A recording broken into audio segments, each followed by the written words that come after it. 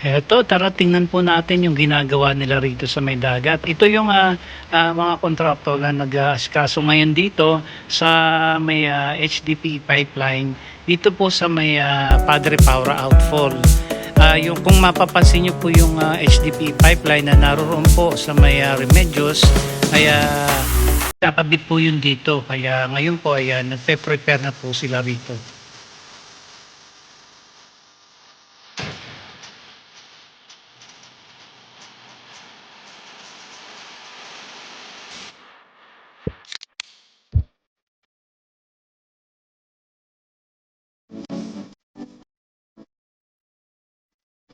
Bali may mga diver po na nag-aasikaso din ano, sa ilalim po ng dagat. Inaayos po nila no, yung pagkakabitan pa ng HDP pipeline para makompleto na po itong Padre Paura outfall ano. Yung ito yung pipeline po dito.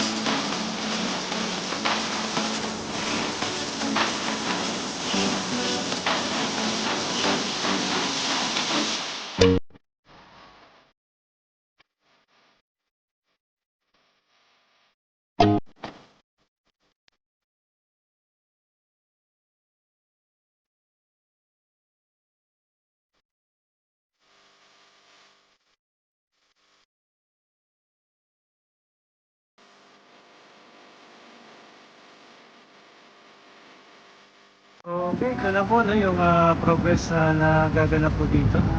Ito medyo malawak-lawak na rin po yung nailalatag na mga paver blocks dito. Plus ito nagko-cover na rin po ng drainage. Ayan. Nabuhusan na rin po ng semento. Ayan, drainage. Plus itong ginagawa dito sa sa hagdan, saka rampa no. Ayan. May gagawin diyang hagdan.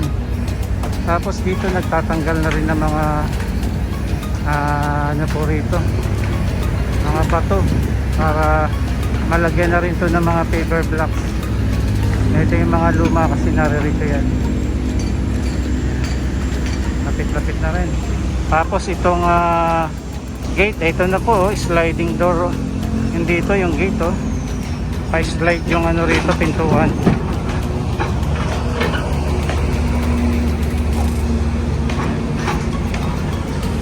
sliding door. Okay, yan po update natin dito sa Manila Bay.